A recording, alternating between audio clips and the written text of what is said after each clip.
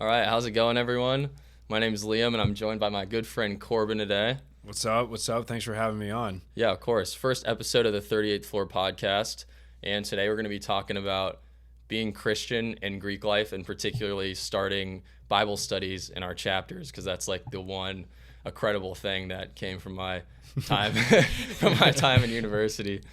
Yeah, man. Well, it's kind of crazy, like, honestly, looking back at college now and just looking at, like, where we kind of came up from, and then, like, looking at the school that we went to. It's, when you talk about it being, like, the only credible thing, like, it's pretty funny. Like, being able to look back, and there's not much tangible stuff you leave with, but being able to leave with an experience like that is pretty damn cool. Yeah, no, if I had to go back and talk to my freshman or sophomore yourself, I'd be so incredibly different, and probably not comfortable with, I guess who I'd become. Yeah. Like, I'd be very, very embarrassed about like sharing my faith or talking about anything of actual importance. So some good evolution that occurred during our time in university. But if you want to go into kind of like how we met, I guess, or what you remember of that. For sure, dude. It's crazy. So we met, what was it? I mean, it's freshman year, first semester, right? And yeah, it was like a Young Life Bible study. Yeah, so we both started doing Young Life. Just like it's a Christian nonprofit that does outreach to a lot of high schools, and you were involved in it in high school, right? Somewhat. Like towards the end of high school, I had a lot of friends, but my faith wasn't, necessarily something that was super important to me then. Yeah. So I wasn't like partaking in much. Actually, when I graduated from high school, I did Young Life Camp, and then I was like, oh man, I should have been way more involved. And then like transitioning into college, I was actively trying to be more involved, but I didn't really realize that they were looking to churn out like high school leaders. Yeah. And so you couldn't rush and do that at the same time. So that fizzled out afterwards. The like one long lasting thing that came from that was meeting you, and then also like Nick Muniz, who's like a mentor of sorts. So Muniz, the boy. Yeah. Bro, I just remember like, because NLT was when that started off, right? New leader training. Yeah, and then we'd go in and like have to memorize verses. Dude, I think I went to one. Did I ever tell you like I would cheat on those verse exams like a lot. Like I would pull out, this is just a testament to like how unprepared I was like for faith going into school, because I would like whip out my phone during the verse test, like look something up really quick and start writing down. I'm pretty sure I hit the bathroom on the only one I went to and busted out that was so bad. But yeah, so I mean, like, I know we met through that, and then the Bible study, there was like separate Bible studies that they had from that, where I think Muniz was the leader, and then we just kind of met from there. But I mean, I knew pretty early on that I didn't, or like, it kind of sucked because I knew that I wasn't equipped to be a Young Life leader yet. Yeah. And like, I knew that going in, but at the same time, it was like I didn't want to be that example for those kids that was still going out partying, doing all the stuff that a freshman in college does, like all the time. So yeah, I mean, I went through all of new leader training, but at the end when they were like, basically, I can't remember who it was, but they sat me down and was like, look, if you want to be serious about this and go forward with it, it's like you got to cut the partying out. Like you have to cut that shit out. How did they like know? I don't know. I think I was honest with them. Like they asked me, like, are you going out to the bars? I was like, yeah, I am. Like a lot of my freshman dorm buddies are doing it, and that's just something that I wanted to be a part of. So I was honest with them. Just said, yeah, I am. Like 2 to 3 nights a week, I'm going out to the bars, and they're like, well, look, you can't. And I appreciated the guy saying it, but he was real with me. He was like, he sat me down. He's like, look, you cannot split your time like that. One, because you need to be invested in these kids, and then two, because that's not the example they need to be setting for them as well. And so, like, honestly, I appreciate him saying that, because it made the decision easy of like, no, I'm going to rush instead. Yeah, anyway. Dude. I was like, my whole ordeal was like, I was already so lonely, like my dorm situation. I wasn't, particularly close with my roommate. And like all my other high school buddies that went to Miami were all rushing. And I was like, well, all my friends are going to be splintering off doing their own thing. I'm going to have like my existing network's going to be zero. And like, I wasn't anywhere in my faith where I felt like I could be leading anyone, And so I was just like, well, I'm going to rush.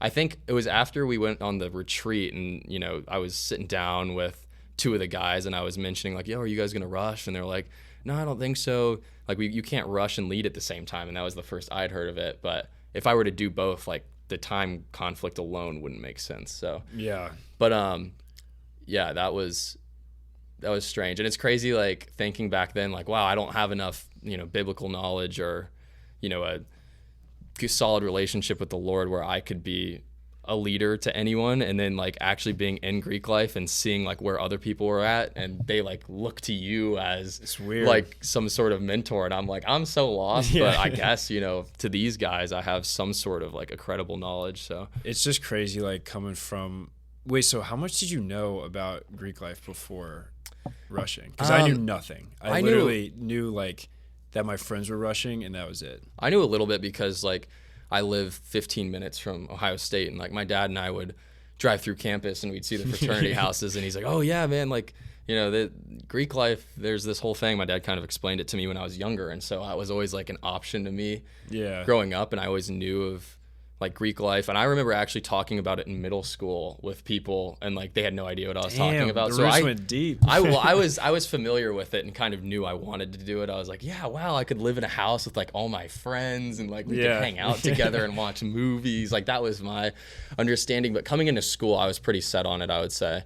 And I was also just, like, incredibly lost. So, like, wanting to belong to something and, like, have all these people, that you live with and that sort of thing. Just because I didn't have the best start as a freshman, like, making friends wise, I guess. Yeah. I was, like, real set on it. But yeah, going into it, and I guess starting a Bible study up, that was a whole nother leap.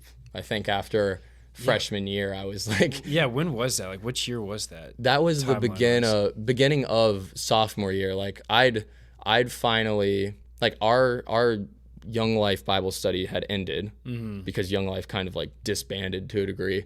And then I remember being, like, so incredibly lonely, like, while I was living in the fraternity house, because none of these people knew I was Christian. I was, I guess, kind of embarrassed about talking about my faith, and I definitely wasn't living an example of a Christian lifestyle. So if I came out and spoke like that, people would probably brush it off and be like, oh yeah, sure, you're a Christian, but you were doing XYZ on Saturday, And so I remember talking to two buddies in particular, Brendan Coburn, the dude always had, like, a big wooden cross on, Oh yeah, I know Coburn. And I was like, okay, so this guy's got to be, nobody wears a wooden cross if they aren't actually Christian. People can wear, like, a gold pendant, whatever, but if they're wearing a big wooden cross, they're, like, legit. And so I started talking to him about it, and he's like, yeah, that'd be a good idea to start a Bible study up.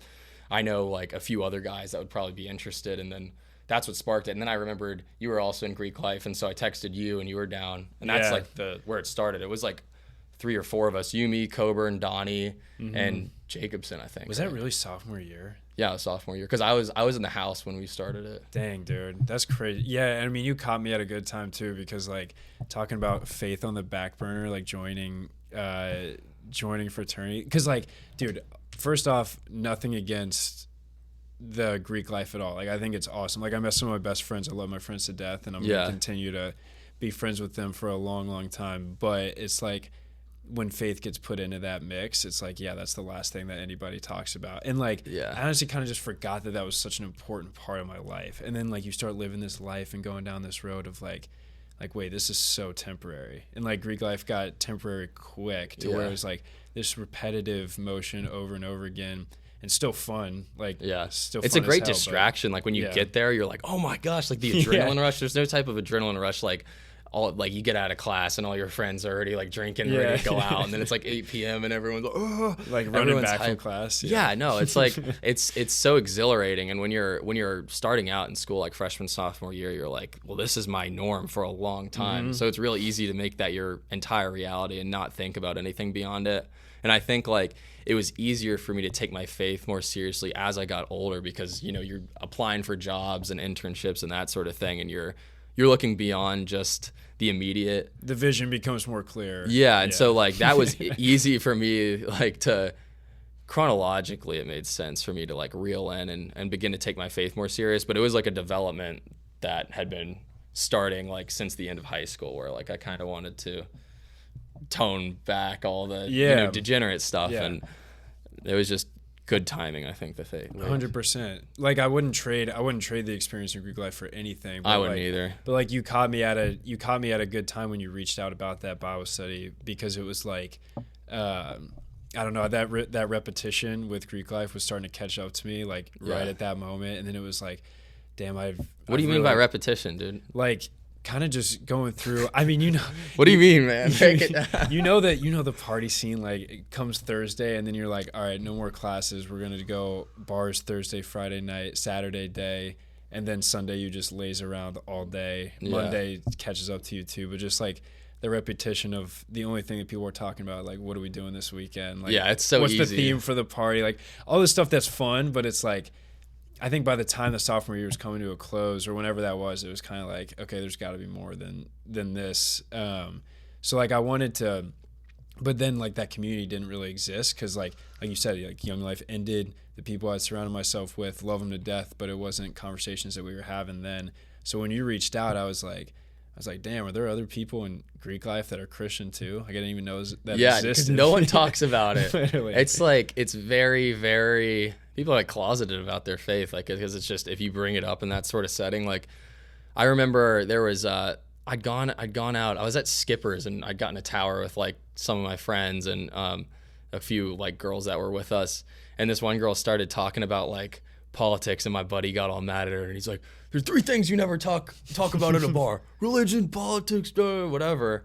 And you know, that was kind of, I felt like the general mindset of everyone on campus, because nobody ever talked about anything real. It was like, oh, look how drunk so and so is, they fell down the stairs. Like, everyone points and laughs, and it's just like nothing of any actual substance comes from those conversations, as fun as they are. Yeah. So yeah, it was a lot of temporary distractions. But I wanted to get into, I guess, how did you start your Bible study up in your chapter, and did you face any like criticism? Was anyone like particularly supportive or negative about doing so? Well, I mean, like, it started because you had invited me to yours first. Like, that's where that whole idea sprouted from, because I remember just coming to yours for the first time, and it was like 4 or 5 of us, something like that. And that was the first realization I had of like, wait, there's other people in the same environment that are having the same like temptation, struggle, like all the things that I'm going through, and I thought I couldn't talk about. I was like, these people are right in front of me, and I just didn't even know that existed. So,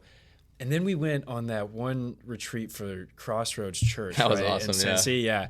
So we did that, and then I think at that point I was thinking about leaving Greek life pretty seriously, just of like, if I'm going to take my faith seriously. Like, I think this was junior year. That was something I wanted to start taking more seriously. So I was like, all right, I'm going to have to remove myself from the environment in order to pursue my faith and all this stuff. Yeah. But then, like, as the Bible study that you had started kept growing, it was like, wait, I wonder if this is something that could apply to my chapter as well. So I reached out, I think just in the big group chat, and I was like, yo, I'm going to start a Bible study.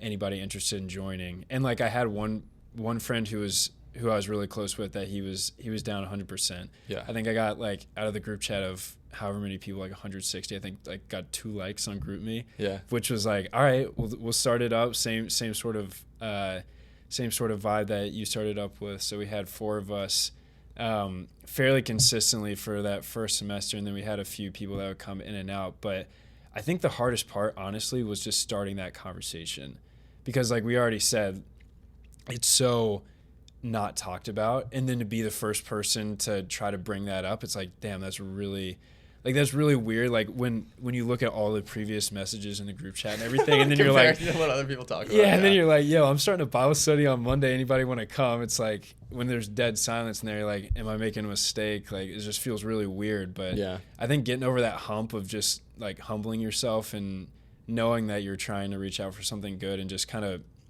I don't know, getting rid of that ego of like, if I'm not going to get that many GroupMe likes, like I can't send this in or something. Yeah, like no, that. for sure. I was so scared of like anybody. I actually, for the longest time, it was just like purely word of mouth, because I was scared about sending anything in the GroupMe and getting like backlash, or just like anyone making fun of me, you know, just because like very fragile ego. And yeah, it's talking about humbling yourself. Like, that was a great way to do it. But honestly, a lot of people were very supportive. Like, even the guys that weren't religious in any way would be like, yeah, it's cool that you like do that, and you have like a setting where you can talk about things seriously. But I remember like particularly one instance where I I was like, you know what, there's got to be people like beyond my chapter alone, and I want this to grow. And so I posted on a story just talking about like the Bible I study. didn't even know that. Yeah, I was like, hey, like, you know, if anyone feels weird putting myself out there, but like if anyone's like interested in joining a Bible study, we have one for like guys in Greek life. Even if you're not in Greek life, probably share like similar struggles, that sort of thing. Like if you have any interest, you're welcome to come join. And like a guy down the hall from me in the house was like, was that serious? He's like, that's so embarrassing. Like take your letters out of our take our letters out of your bio. And it was like, he was serious, but like at that point I just blew it off because I realized like what I'm doing was bigger than myself and for a greater purpose than, you know, trying to boost my own ego, I guess. So it really didn't faze me at that point. But that was probably the only kind of flack I got about it ever. A lot of people were, I feel like for the most part, your biggest fear whenever you're putting yourself out there is that people that are close to you are going to, I guess, make fun of you or chirp you about things. Look at you differently too. Yeah, but a lot of people actually, like, even if they would disagree with what it is that you're doing, like, respect the fact that you're putting yourself out there and taking a risk. And so they're oftentimes a lot less likely to, you know, say anything negative because they acknowledge that. Like I had friends that, like I said earlier, that weren't religious, but they were like props. And some of them would even come to the Bible study just to see what it was about and like what it was like. And yeah, it was cool to have like a lot of like, there were a lot of Jewish guys in my chapter, and we had like 2 or 3 come to Bible study just to sit in and see what it was like, because there are, you know, shared beliefs in the Old Testament and stuff. Yeah. And so they came and would get to like talk and just, see what Bible study was all about. And it was like a good setting. It was kind of like a good mental health meeting because guys could bring like serious things that they're going through and have some actual guidance without any people like making fun of you and stuff. Because it's like the only serious setting you really get. Like if we're all sitting on a couch and you bring up like something you're going through, some dude's going to be like, pussy, you know, like dude, it's real. And like especially for guys too, like having that outlet to talk about more serious stuff, it's I don't know, there's not many instances to be able to do that. And like guys don't want to bring that up anyway, so to be able to, if you're not talking, like being able to sit in and view it is huge. But I'm curious, when you went about making the first few lessons, like what did that entail? Because it is like a community environment where it's like if you just come out swinging, and like you talked about not being incredibly biblically versed, like I don't think I can. I still don't know if I could name one verse. Oh, like, I don't. Off the Reciting scripture is a different story. So like, especially when this stuff was starting, I was like, dude, I don't know anything. Like I gotta Google some Bible studies and like write them down. And but how'd you go about starting the lesson? The first few were actually, like, in my opinion, really strong because it was like my own personal experiences with the Lord and where I'd see him like intercede and kind of like something just, supernatural would occur, right? And so I would talk about those personal experiences, and I'd had like 2 or 3 where I was like very confident that I was like, God stepping in. So I'd talk about those sort of things, or like, if you want to better understand God's will for your life, or like the direction he wants you to take with maybe like certain major decisions, that sort of thing, like how to better know what his will is for your life and that sort of thing. So those were my favorite, and I think the most important or the strongest lessons. And beyond that, obviously there'd be lulls where I'd be like, oh man, I can't think of anything, and I just kind of like ask the group chat, like, is anyone struggling with anything in particular, or like going through anything, or is there a certain topic that you want me to touch on? And it would so it was up and down. Like if I had anything major go on in my life, I'd be like, scratch whatever plans I initially had, I'd talk about that. Or and there'd obviously be scripture involved and like how that pertains to my situation. But there were definitely times where I'd go on Google and be like, best men's Bible study topics, Dude, I just remember that from when you first started it too, of like how impactful it was, that it wasn't like, I'm trying to figure out the right way to put it. It wasn't like some deep dive into the Bible. Like it was very like, let's take this one step at a time. Of like, I'm going to talk about my own experience, and like let's just have a conversation about that. And like that sense of vulnerability, like that's huge to start off, because it wasn't like we're talking about verses, dissecting anything. Like I think he even had brought a Bible a few times and didn't even open it, and like that was some of the good. But that was some of the, but those were some of the best Bible studies that we had. Of like, at least we know that the conversation's based about the Bible on the table. Like maybe we weren't opening it like crazy every single time, but it was like we're having these faith-based conversations, and like obviously it grew a lot from there, being able to dive deeper, but just as a starting point, like that was huge. Yeah, and like I think applicability was the most important thing, because when we were in our like Young Life Bible study, like none of the other guys there kind of related to the struggles and I guess the temptations we dealt with being in Greek life, and being like 1 foot in, 1 foot out. Like the party scene was very prevalent in our lives, and I'd go there and kind of bring my complaints, or not complaints, but like my struggles, and people would just like give me the side eye, and I'm like, all right, dude, like I won't be transparent next time, whatever. People were just staring at you. Yeah, dude.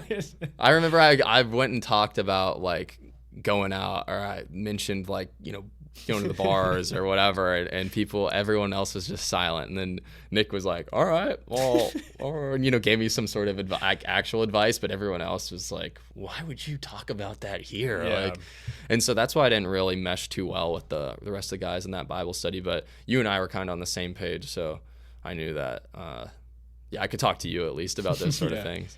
Yeah, dude, I just like when you talk about the applicability, it's huge, because it's like concepts that are very prevalent in people's life, but just that like it's like right in front of you the entire time, but never gets brought up, Yeah. And like especially to bring it up within faith, like I mean I've already kind of said this, but like when you have a topic like that you're able to talk about for an hour or whatever it is, and then even if like right at the end you just throw in like, yeah, here's something that Jesus did, or here's something that the Bible talks about, and then just leaving people with that seed of like, I don't know, like I've never, like myself even, like go into those of having conversations with those guys and then leaving just with like one verse in my head or something like that. It's like, okay, wait, this is starting to kind of spark some curiosity of like what else the Bible could hold, stuff like that. Yeah, for sure. I wanted to kind of transition into like, we keep talking about like the party scene and all that. Like, what is your take on drinking and partying, I guess, as a Christian? Like, ooh, can you do the two? That's a good question, man.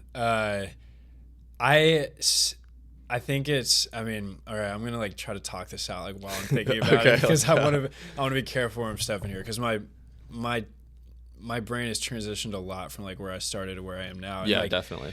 When you talk about like that balance, like, dude, it took 4 years to find like what I think now is a definitely more healthy balance of where I'm at, of like, there were so many times where I was like leading a Bible study or doing something like that in Greek life and like ready to go out like right after it ended, something like that. So like I definitely was not being the best version of myself, or like taking that as seriously. Yeah. But like talking about that curiosity it sparks. But okay, to answer your question, I don't know, man. Like I'm not against drinking at all. Like it's about to be New Year's tomorrow. Like I'm gonna go have a few drinks out, have a good time with my friends. I think there is an aspect of like when you're getting drunk, when you're getting hammered, it's like that leads to so many more of those temptations and bad decisions that come from like that shortened decision making. Just like, yeah, I mean you're setting yourself up for failure if you're and I mean like the Bible says too, don't get drunk.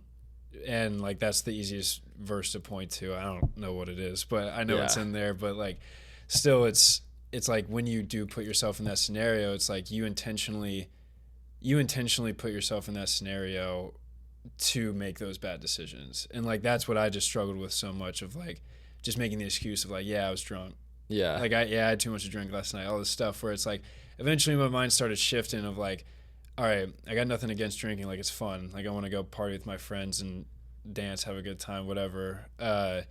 But, like, just toning that down or putting myself in situations where I'm able to continue to make, like, the healthy decisions. Like, I think one of the simplest things, bro, was, like, just stop drinking liquor. Like, that's what I did for, like, a semester or two. Like, no, I'm just going to do only beer.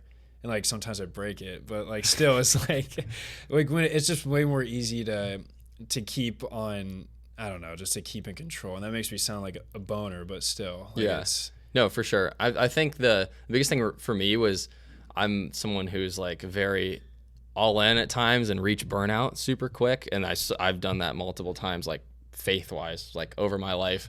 Like coming into school, freshman year, went to that Young Life retreat, and I'm like, all right, I'm pull Nick aside, Nick Muniz, I'm talking to him. I'm like, dude, like, I'm ready to take this more serious. Like, I'm cutting out partying. I'd been doing it for a semester, and I was like, I'm over this. And I'm like, I'm putting my foot down.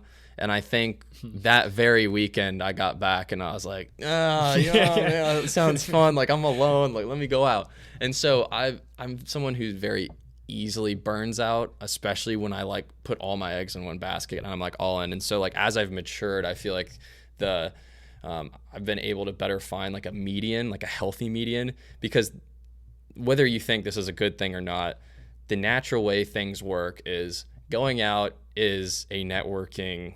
It's just the basis of networking as a young adult and like people in our age range. Like, you want to do something with your friend from out of town, you'll probably go out and grab drinks. It doesn't have to be that, but that's just like an easy way you can sit down and there's like still an activity that's going on where you're like doing something. And so like when I moved out to Dallas, for example, another time I guess I kind of reached a level of burnout was like, I got out there and I'm like, I'm only going to make friends through the church, and I'm going to focus on surrounding myself with Christian community, which I still intend to do and I've been working towards. But I didn't go out for like 3-4 months unless I had someone visiting. And it was just very, very lonely. And I had, friends from the previous summer that would go out frequently, and I wouldn't join them because I was like, I want to distance myself from all that. And I reached a point of burnout again where I'm like, okay, well, I'm incredibly lonely. I've got my roommate and like one other buddy, and then we have no one else to like hang out with. There's no one for us to do stuff with. And so I went out with one of my friends from the previous summer, and it was like very refreshing to just like let myself enjoy meeting new people and that sort of thing. And you have to like meet people organically. I thought that just because I was going to this huge church in Dallas, like I'd just have this group of friends appear. And I had to keep reminding myself, like after the transition from school into professional life, that you make friends organically. Yeah. That's what I did in school. That's what's going to occur like in my young professional life. I can't expect like the church to just be responsible for building this network for me. And I also had to remind myself, I just spent 4 years like in the party scene, like going cold turkey off of that and completely ripping myself out of it probably wasn't going to be a smart way for me to like ease my way out, I guess. And so I think drinking and partying, I don't know about like partying, that sounds like real bad, but I think drinking is okay, like in moderation, in the same way that a lot of things are okay in moderation. That's fine, like as long as you aren't getting to a point where you're drunk, and that's something that obviously I'm gonna have to continue working on. Like that's a work in progress. Yeah, that's definitely something that effort needs to be poured into. But I don't think it's wrong to go out and enjoy yourself, as long as it's not leading into worse things beyond that. Like, it's real easy, like if you aren't like in control, to like leave the bar with someone and go do XYZ. And that hasn't happened for a long time. Like, God's definitely been like more present, and I have a much healthier like conviction when going out and doing those sort of things, so that I don't fall into that. That temptation has been like very, very minuscule in comparison to what it was at one point.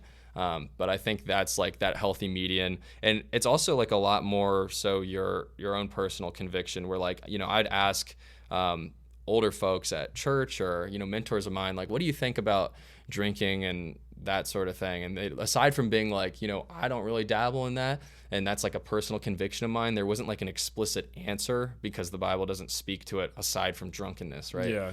And so like, be of a sober mind, and that's kind of like where that's at. Don't like dabble in debauchery and all that, and you can kind of just go about it and just listen to the Holy Spirit and how it works in your life. And not like a follow your heart kind of way, but just like, if you feel convicted about doing something, or like, I shouldn't be doing this, you probably shouldn't do it. Yeah. That's the easiest way, I think, like navigating life and big or small decisions in general. Yeah, dude. And I think like there's two big things in there that I think one that sticks out is like the danger of not having the conversation, or like keeping those two things completely separate. Like, I think that's where a lot of people, myself included, like fell into that trap of like, if we keep these two things separate, then there's going to be no growth in either area. Like, True. Like if you're not able to, like, I don't know, like if you just are like, I'm gonna go cold turkey. I'm never gonna go out to a bar again. Like that's you lose that whole network, and they're gonna be like, "Wow, some great friend this guy was 100%. that just bailed on me." Yeah. Who suddenly felt convicted, and you know, like, and then when you come back to them, they're gonna be like, "Yeah, kick rocks, buddy. Yeah. You just didn't want to be friends with us because we go out when you'd been doing it with us."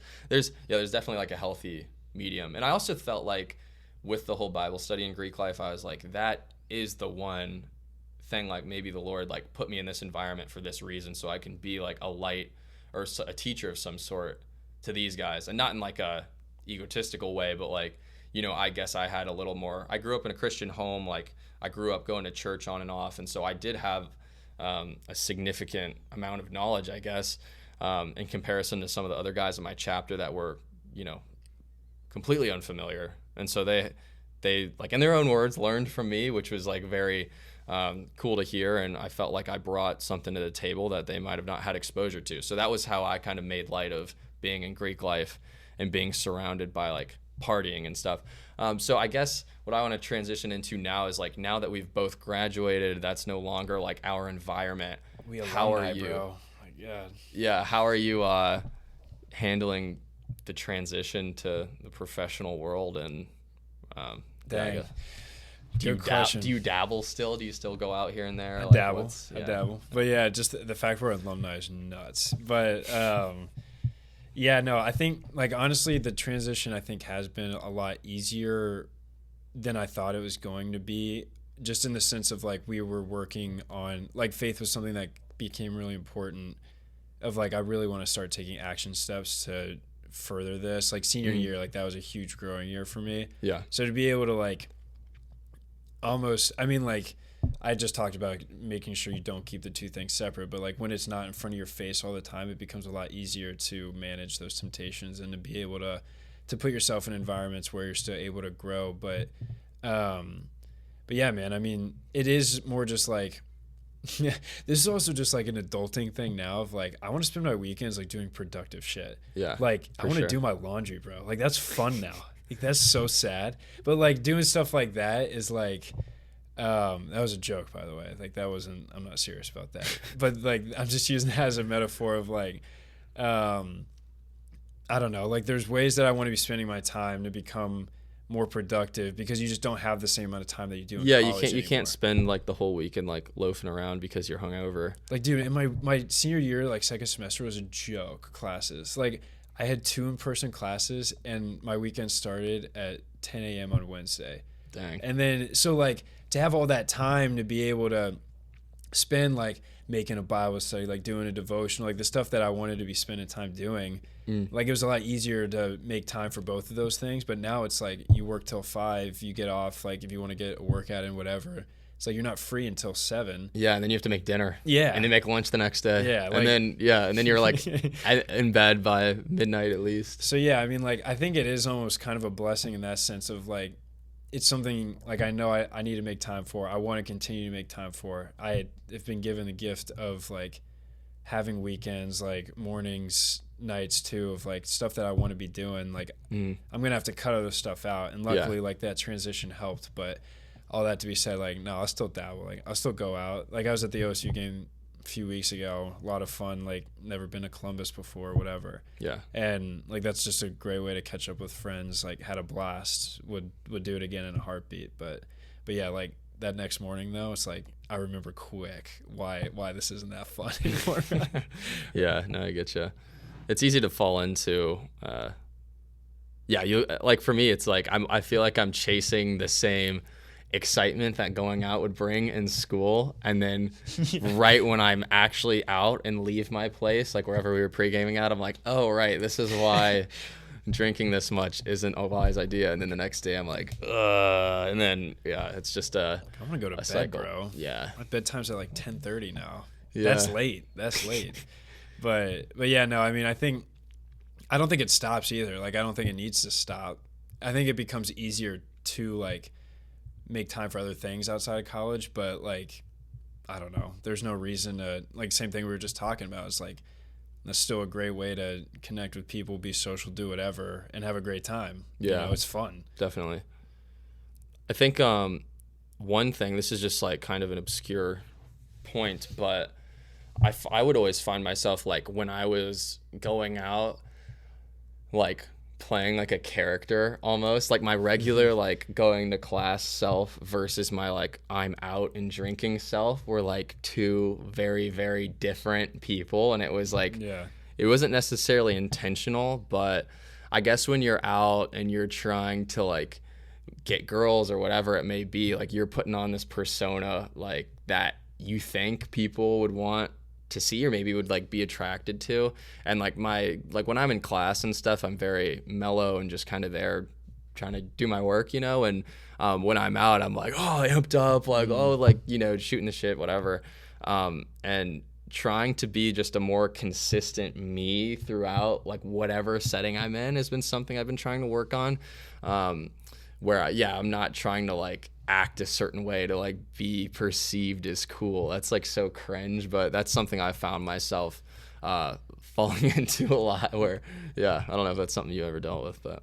No, 100%. Because it's like, it kind of played into me of like, where am I putting my identity into? Yeah, like, for sure. What is my identity in? And then I'm going to try to conform to whatever I think my identity's in. And like for the longest time, it was the party scene. Like that was my identity. So it's like, how do I make myself the best party scene person I can? Yeah. And then like, you reach the top that you think is the top and you're like, wow, this is a very vapid, lonely, boring existence. Like I go and destroy my body to heal up and then do it over again. Like this is pointless. Like needing to be a completely different person than how I felt on the inside, you know? And it's like when I started putting my identity like more in faith and in God, it's like I started to feel more like myself. And then like you said, like consistently feeling more like yourself. There's a ton of different environments where I'm like, no, I'm acting the exact same, whether it's like in front of a speaker at a new bar or if it's like at church. It's like, I'm going to, like, obviously I'm not jumping up and down at church, but I'm going to have like, I don't know. It's like the same sort of mindset, same sort of personality that I'm not trying to put on that persona, but I think that's real. 100%. I think the biggest like wake up call for me was I was out in Texas once with just some friends. We had like one drink and we were walking back on this strip and there was a street preacher there and he was the guy I was actually trying to have on to the podcast. Unfortunately, like he had some time conflict, but so I sat and started talking to him and I was like, dude, how do you do this and how do you have the confidence to stand up here and do this and be like ridiculed by folks? And I was like, this has always been something that's been like so interesting to me. Like I always saw street preachers, like even growing up, my dad and I would walk through downtown, like maybe going to a Blue Jackets game and there'd be like a street preacher and, you know, people heckling him and he's just taking it all and just rolling with it and doesn't get mad. And I whenever I think of someone working for the Lord, like I always just think of a street preacher. That's the most like immediate thought. And so I always found it to be like so cool and admirable. And so I'm talking with the guy and he's like, yeah, you know, like you don't need to wait to try and do something like this. You can help me, like, here, just hand these flyers out to folks and just, you know, say God bless and hand them this flyer. It's like for my church. Interesting. And so I was doing that and I found myself like, and so I'm out with like a group of girls at that time, right? So I've got the like the cool Liam Sheen on, right? And I'm like, you know, punching people like, what's up, man? Like that kind of, and then versus like the normal me, which is very, I feel like more laid back in a sense. And so I'm finding that two of these characters like conflict at that immediate moment, like Christian Liam versus Party Liam, just like button heads at that time. Interesting. And so I'm holding these flyers. I think the girls had left at that point. And I'm like just dishing these out and I'm like find myself, I'm not even on the microphone talking, like I'm terrified to hand out this flyer to people walking by and just say like God bless. And I was like, this is bad that I'm so terrified to say this. And so I stuck around and did it with him for maybe like an hour and a half. I'm going up to folks, I'm like, hey, God bless, you want to check this out? And so a lot of people were like receptive. Some people were like, no. And other people would come up to the guy that was preaching and just start heckling him. And he'd just roll with it and just like respond in the most, you know, Jesus-like way. And I was like, that's just amazing to me to be able to do that. Like I have a short temper when it comes to people like heckling me, like chirping me, especially coming like still being in school at the time. Like this was just over the summer. I was going into my senior year and I found myself like thinking of like responses that, you know, you definitely shouldn't say to these people, like what I would have done if I was on the mic. And so that was a moment where I realized like, wow, I need to be a little more consistent in who I am. Because like if I'm going to act like going out and drinking and all partying, all this is okay, like I would still need to be representing the Lord and like representing my identity in these settings. And so that was, it was a wake up call for me. And so I've been trying to work on that and just be a more consistent character wherever I'm at, whether I'm at home with my family, I'm out at a bar, I'm at work. Like I want to be confident in myself. And, I frequent reminders that my identity lies in Christ alone and not worldly things, like not who I'm dating, not like what my, plans are for whatever event. So. But dude, it's crazy. Like when you start trying to like be more consistent in your personality, like different scenarios you're in, it's like the confidence that comes from that. It's like not obviously not in a cocky sense, but just how much more comfortable you feel like with yourself as you move along. It's like, and I didn't start feeling that until like I started really trying to grow in faith more. But yeah, dude, there are so many instances, and you mentioned working for the Lord, and I just love that because it looks so different for so many people of like what that work looks like. Yeah. Like you have the street preachers, and then you have people that like are doing so much stuff that nobody ever sees. And it's just crazy. Like when we talk about like doing a Greek life Bible study, like working for the Lord in a spot that we really didn't think we really didn't think was a spot, like at least I just disassociated that with God at all. Like I was like, no, godless place, like I'm keeping it away. But it's like, no, that means that there's work to be done here, so it's like working for the Lord in that sense, like feeling so unequipped to do it and like still feel unequipped to work for the Lord in so many spots. But it's like, yeah, man, when your identity with the stuff that you still enjoy too, and when you start like finding your identity and faith with stuff that you still enjoy, it's like that's where that passion like clicks in and you're like, wait, shit, this is something that I can like, that I really want to continue doing. And I mean, I don't know about you, but that Bible study for me, like that's where passion clicked in for the first time with faith of like, dude, I want to be doing this. That was like the most exciting part of my week, especially when it came to like creating the lesson plan or whatever I intended to do with that. Like it was so exciting and like fun.